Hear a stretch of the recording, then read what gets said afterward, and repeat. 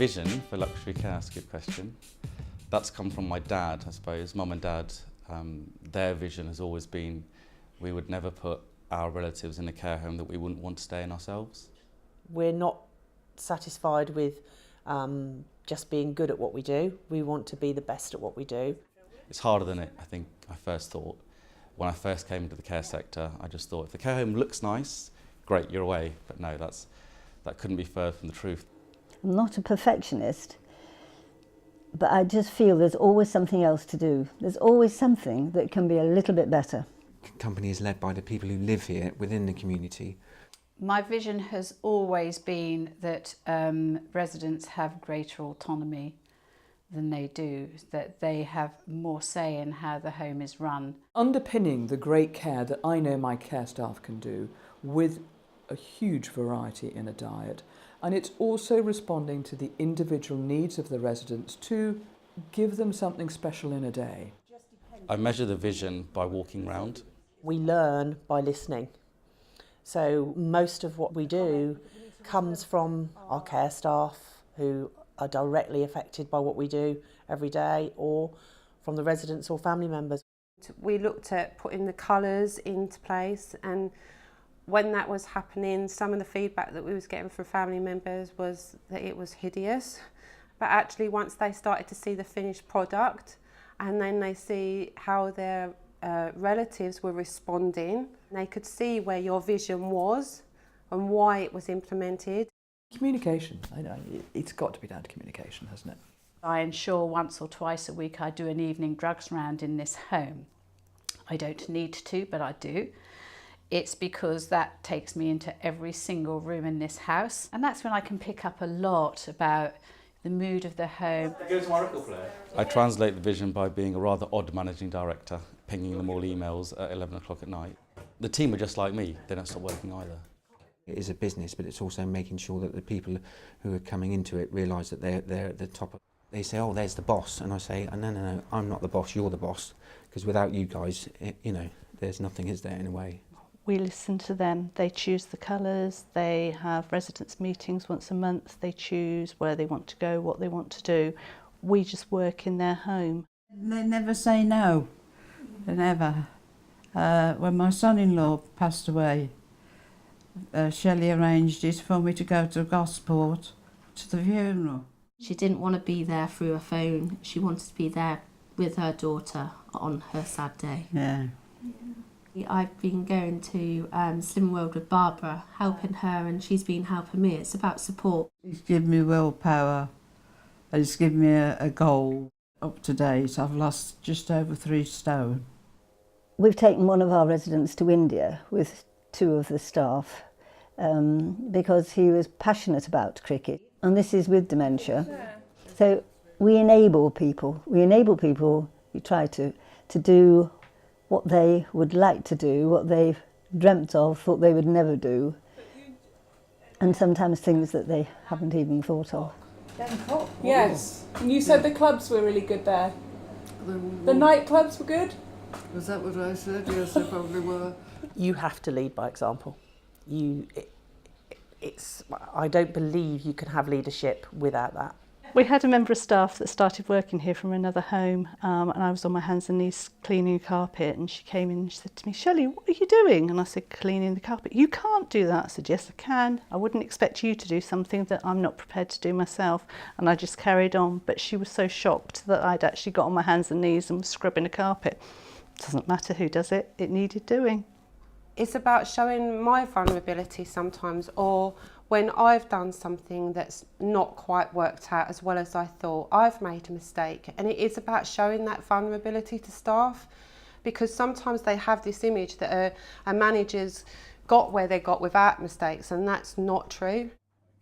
I want to know my team. I want to know my staff. I mean, I've had staff who've worked for me for 10, 11, 12, 14, 15 years. So, over the years, you go through the lumps and bumps of life. It's probably the most important thing that we should be getting right in the care sector, because without the staff, there is no care sector. Without the nurses, the caregivers, the senior carers, the cleaners, the kitchen porters, the chefs, we can't provide a service.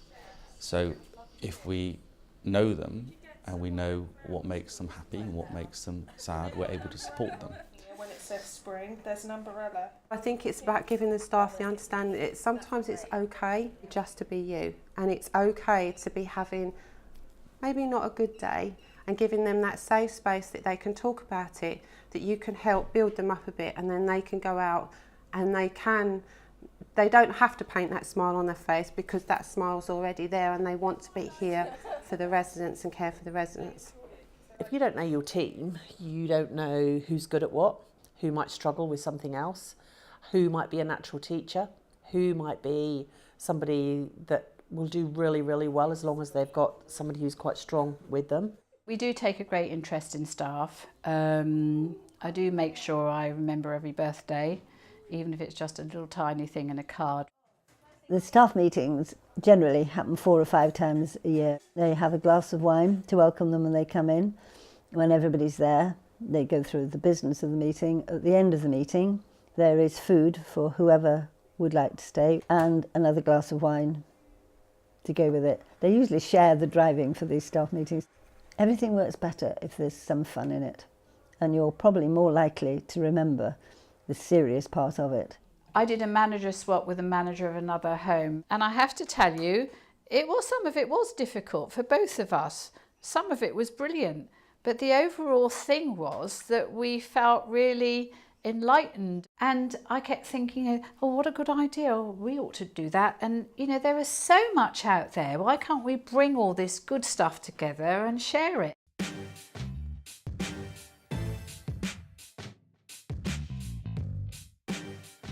Recruitment is a real challenge. Anyone working in this sector will say that recruitment is what stops us growing, what stops us delivering more care.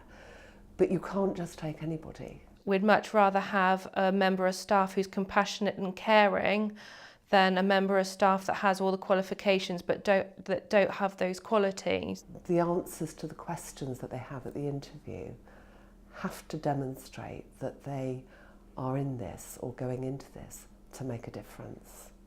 What we like to do is get the residents involved when we're recruiting.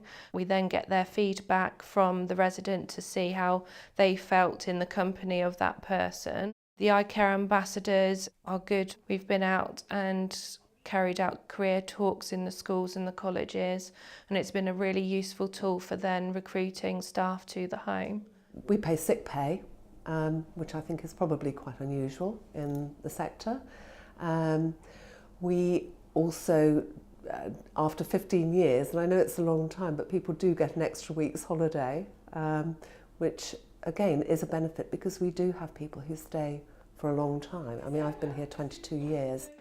We pay a subscription to a health cash benefit provider, and our care support workers can claim back for dental work and for glasses, for eye tests, etc. So there are a variety of things that we do to aid retention. All the team that I came with were sent a bunch of flowers as a welcome and a thank you, because it was quite a transition for all of us. We'd all worked for our previous company for a long time. So that softened the blow and made us feel valued.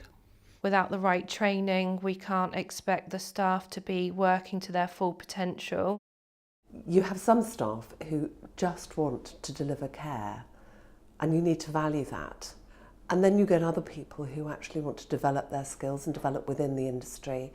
We do get people who will then go on to become nurses, social workers, and we can be part of that pathway for people. We recently did a piece of work on motivational maps, so understanding what each individual is motivated by. Having insight into that, I think, helps us to know how to release people to do what they do well. And one of the things that impresses me about this place is that we're quick to identify talent in leadership and to use it. So we'll take risks with people, often people who are quite young.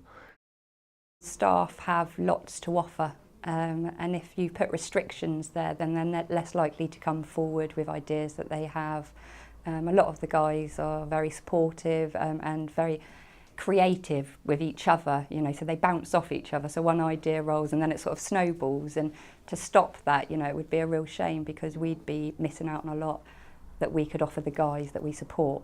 I'd love to think that I can come up with every solution for everything, and I'm not bad, I do quite well. But the reality is that I've got 450 other brains in the organisation, and you know, I'm reliant on them for the success of this organisation. I'm given sort of really control over the whole budget, I'm given control over the recruitment, and it gives me a way of sort of being able to be creative myself. However, if there are situations where I think, oh, I need a bit of support here, then my manager or my chief executive will be there to back me up or come up with ideas. Huge benefits to giving staff autonomy. We talk to them all the time about going above and beyond and going the extra mile, and if they have great ideas and do lovely things for our clients. A lady couldn't see her garden. She loved her garden, wasn't able to get out there anymore. One of the carers took it upon herself to take pictures of her garden on her iPad and show them to her. Absolutely overjoyed about that. So we kind of started doing that and thought it was a really excellent sort of tool to empower people. It's really important that we have an open culture within the organisation. It's about having sort of clear leadership, but also working in collaboration and then coming to a joint decision. Involving as many of your staff in as much as you can do as possible, and I think you know, that way people really buy into what it is you're trying to achieve as an organisation. One piece of advice for other organisations, I think leading by example and respecting your staff team is the most important thing.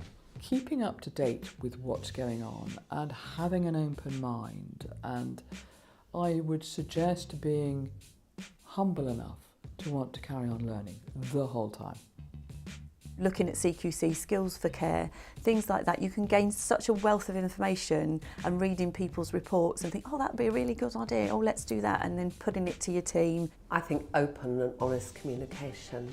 I'm very clear, very direct. I would probably be saying valuing your staff, and without them then you can't provide the excellent care that we do. I started as a caregiver, and I think it's never forgetting what it's like to be that caregiver when you feel that everything's going wrong, the day is really tough, and you're looking for that support. And I think it's about just remembering where you come from would make you a good manager.